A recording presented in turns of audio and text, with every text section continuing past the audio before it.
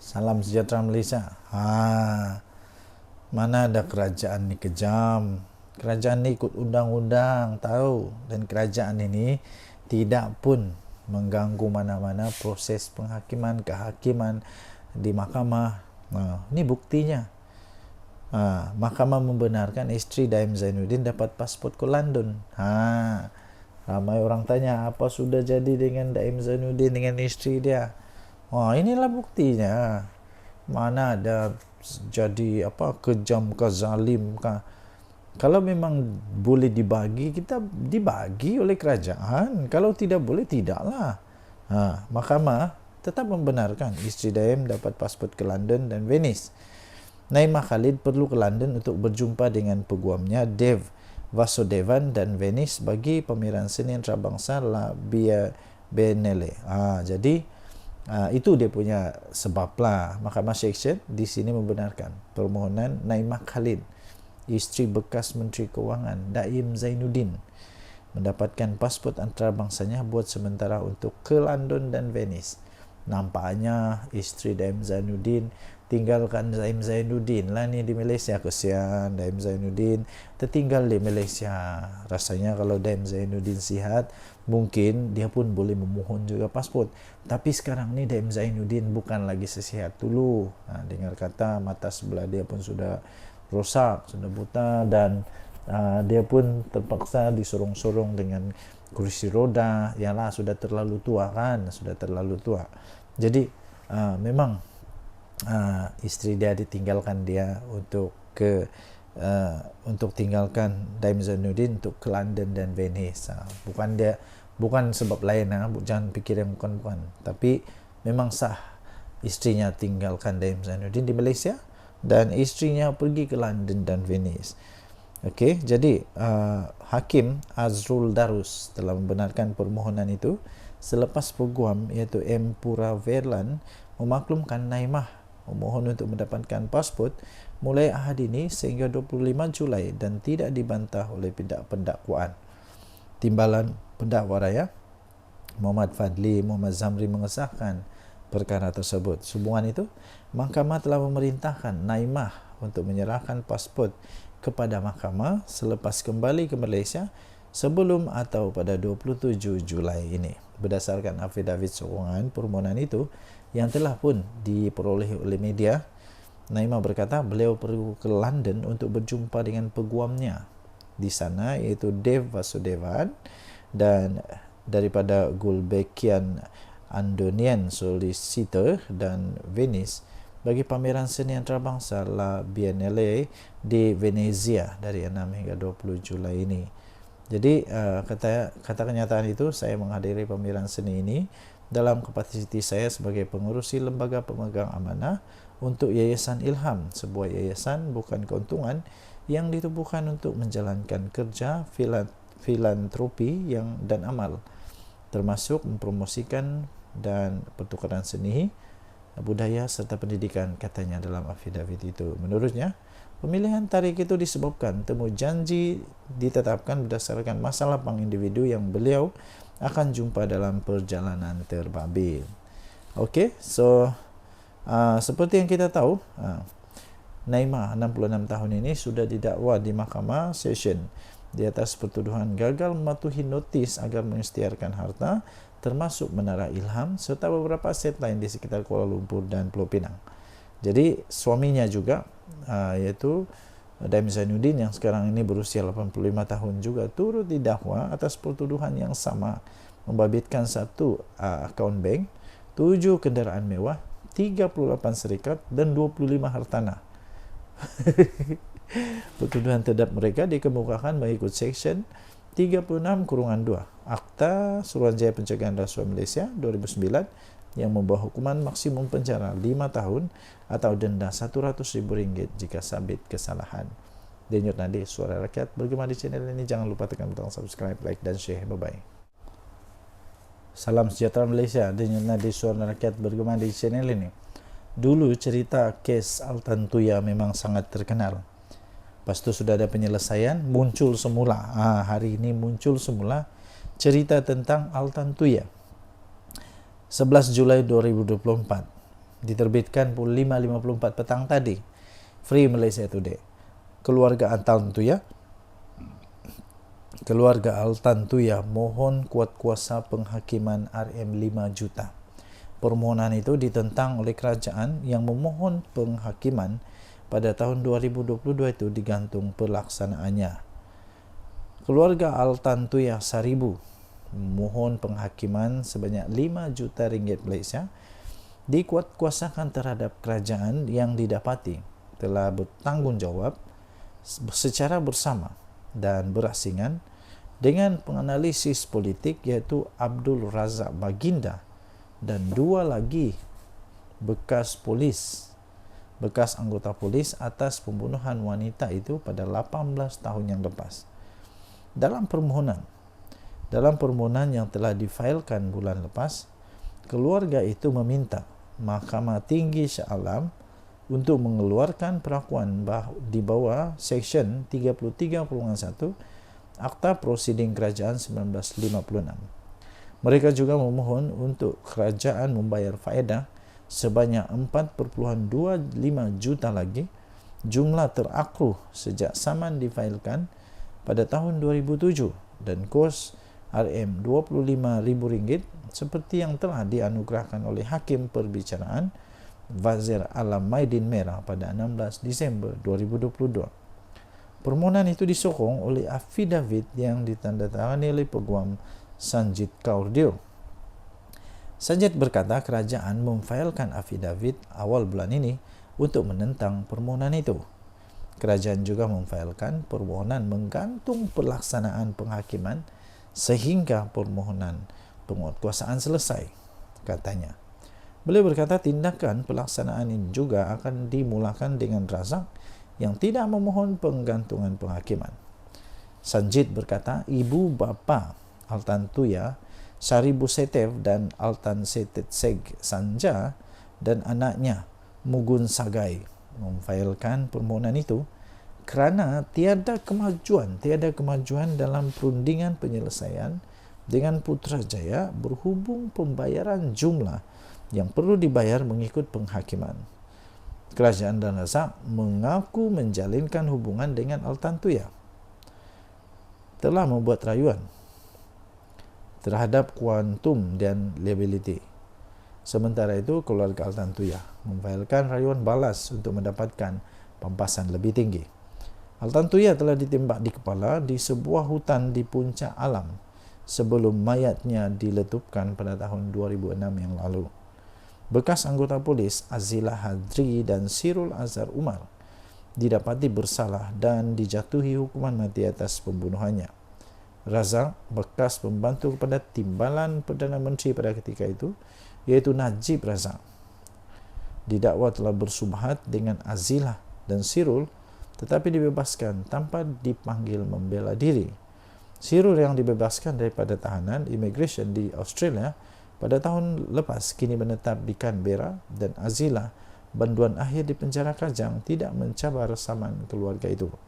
Dalam penghakiman bertulisnya yang dikeluarkan pada minggu lepas, Wazir berkata beliau terpaksa menunggu inferens bertentangan berhubung Razak selepas beliau memilih untuk tidak memberi keterangan secara bersumpah atau membayar saksi dalam prosiding saman itu. Wazir berkata Sirul dan Azira juga mengaku kepada beberapa pegawai polis bahawa mereka telah menyebabkan kematian Altan Tuya dengan menembaknya menggunakan senjata api, kemudian meletupkan mayatnya dengan bahan letupan gas tentera. Beliau berkata, kelakuan Razak sebelum dan selepas kematian mangsa menimbulkan inferens yang tidak dapat ditolak bahawa dia bersubahat dengan anggota-anggota polis tersebut. Katanya, Sirul dan Azilah tidak mempunyai alasan sendiri untuk membunuh Altan Tuya. Denyut nadi suara rakyat bergema di channel ini. Jangan lupa untuk tekan butang subscribe, like dan share. Malaysia kita punya, cintai Malaysiaku. Kita jaga kita. Sila tinggalkan komen anda. Kita jumpa lagi. Salam sejahtera Malaysia. Bye-bye. Salam sejahtera Malaysia. Giliran bersatu kena saman. bersatu kena saman. Siapa yang saman? Orang dia sendiri, tahu. Bekas orang dia sendiri, orang kanan dia sendiri. Saman bersatu. Nah, inikah kehebatan bersatu?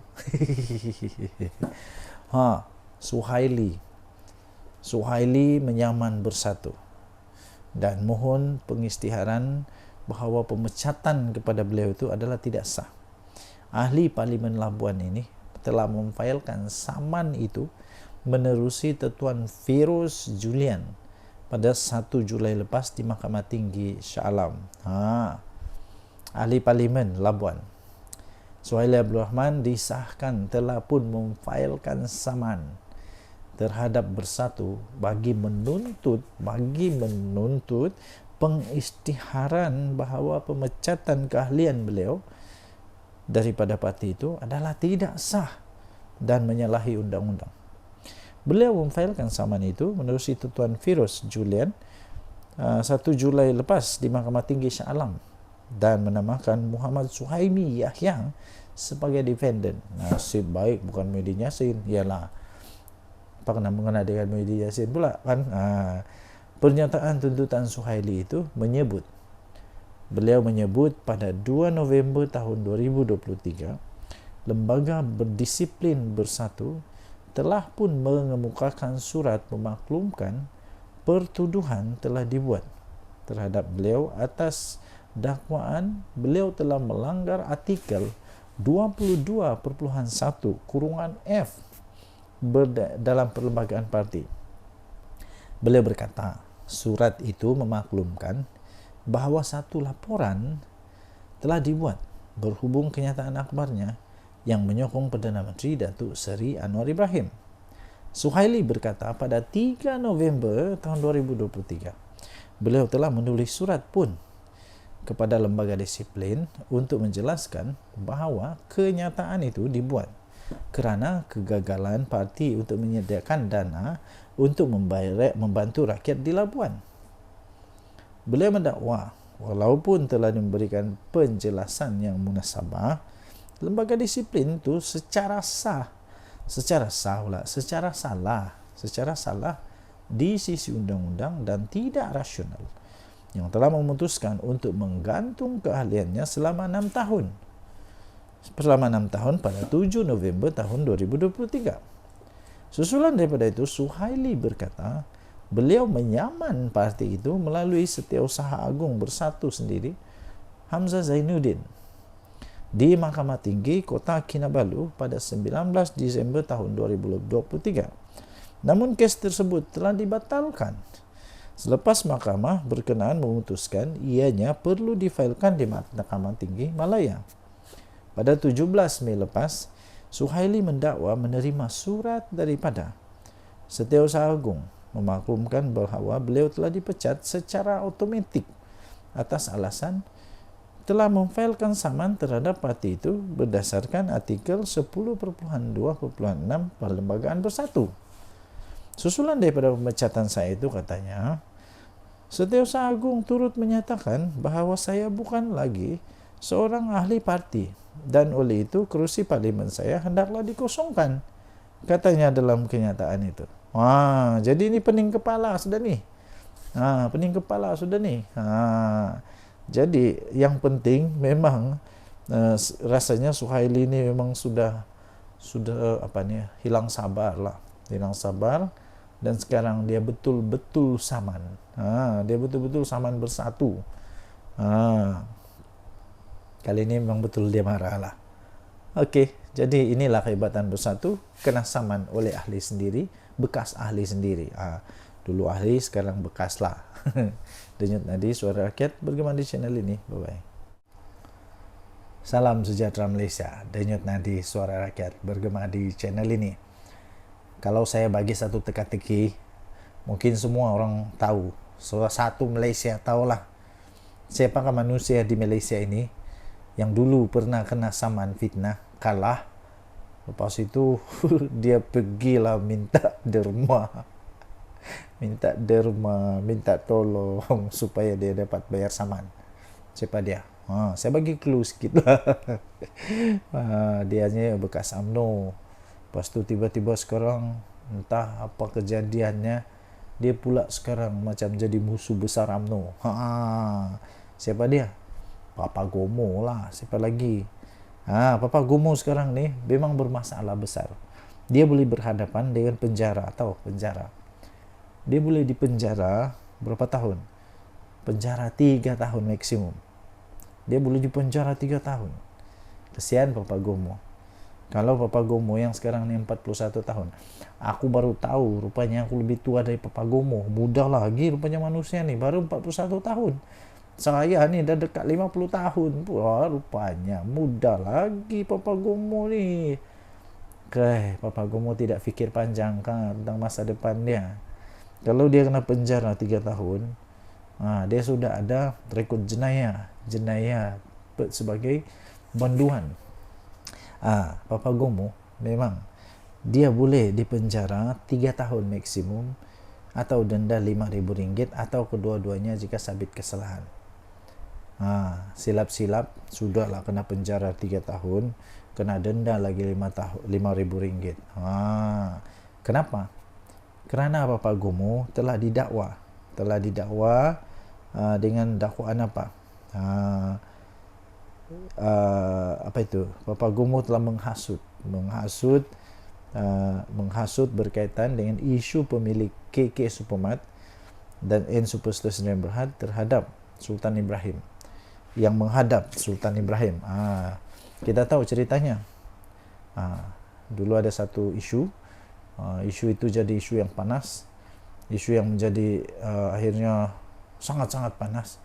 Akhirnya yang di Pertuan Agong campur rasanya di Pertuan Agong terpaksa untuk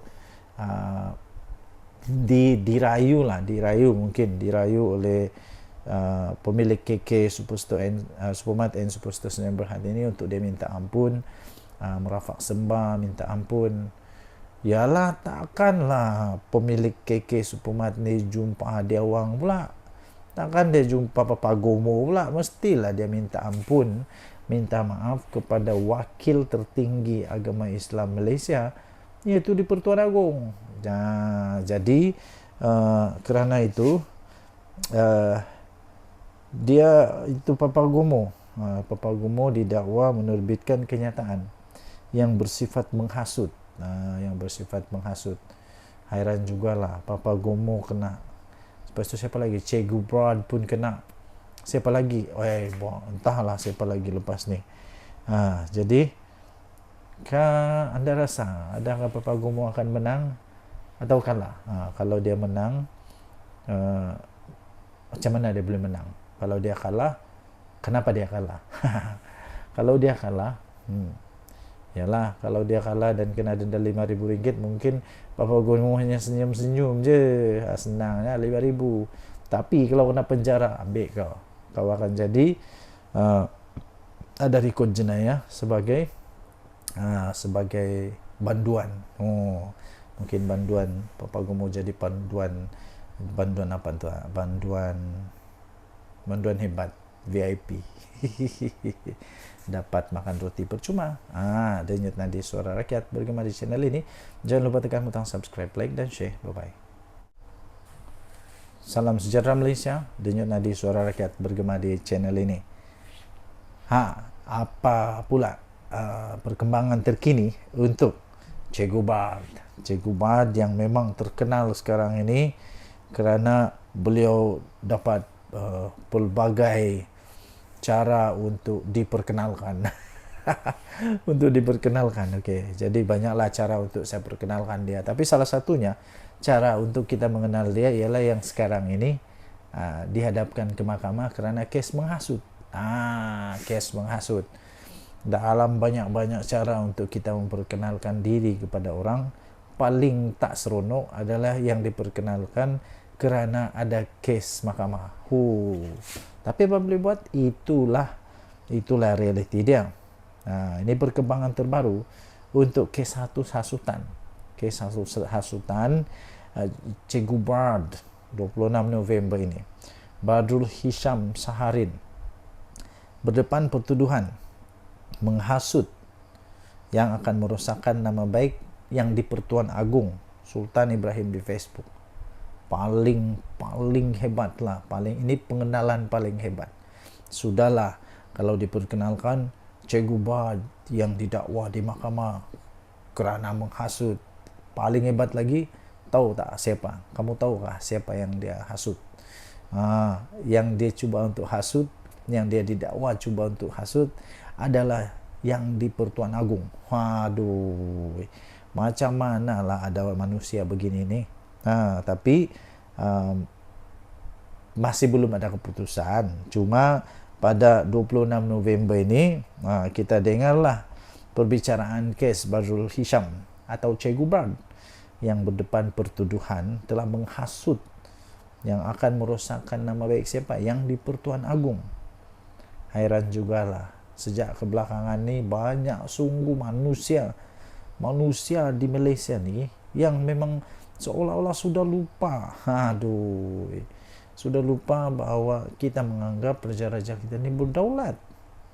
Tapi sekarang bukan main lagi. Siap ada kena dakwa hasutan, menghasut di Pertuan Agung lagi di mahkamah. Siapa dia? Che Gubad yang menghasut di Pertuan Agung, yang boleh menyebabkan merosakkan nama baik yang di Pertuan Agung Sultan Ibrahim di laman Facebook miliknya yang bermula 26 November di Mahkamah Seksyen pada hari ini. Pada pendapat anda, bolehkah Che Gubad kalahkan mahkamah? Bolehkah Che Gubad menang dalam kes satu sultan ini? Ingat, yang dia mau lawan ini bukan calang-calang. Yang dia hasut ini bukan orang kampung saya. Ini yang dihasut yang di Pertuan Agung. Jadi yang hakim nanti ini, Hakim Siti Aminah Ghazali menetapkan tarikh perbicaraan 26 dan 27 November selepas timbalan pendakwa raya Kalmiza Saleh memaklumkan pihaknya telah menyerahkan dokumen berkaitan kes itu kepada pembelaan. Jadi apakah yang dia bakal hadapi Badrul Hisham, Che Gubad sekarang 45 tahun ini disiasat apa itu menghasut lepas mengikut perenggan, boleh dihukum di bawah Seksyen 4/1 akta yang sama, yaitu Akta Hasutan 1948, yang membawa hukuman maksimum penjara 3 tahun. 3 tahun. Maksimum penjara 3 tahun atau denda RM5.000 atau kedua-duanya jika sabit kesalahan. Bertambah lagi lah koleksi nanti. Beliau juga berdepan pertuduhan mengeluarkan fitnah. Dua nih. Fitnah, kenyataan fitnah yang merosakkan nama baik yang di Pertuan Agung. Jadi dia boleh, untuk fitnah ini dia boleh dihukum penjara maksimum 2 tahun atau denda atau kedua-duanya sekali jika sabit kesalahan.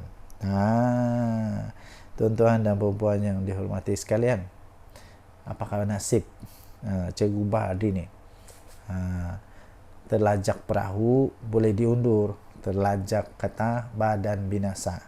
Masalahnya yang dilajak ini bukan calang-calang, bukan orang biasa. Ini yang kita junjung tinggi nih, raja kita. Apalagi yang di Pertuan Agung pula tuh. Denyut Nadi Suara Rakyat bergema di channel ini. Jangan lupa tinggalkan komen anda. Apa pendapat anda? Adakah Che Gubad ini akan masuk penjara atau tidak?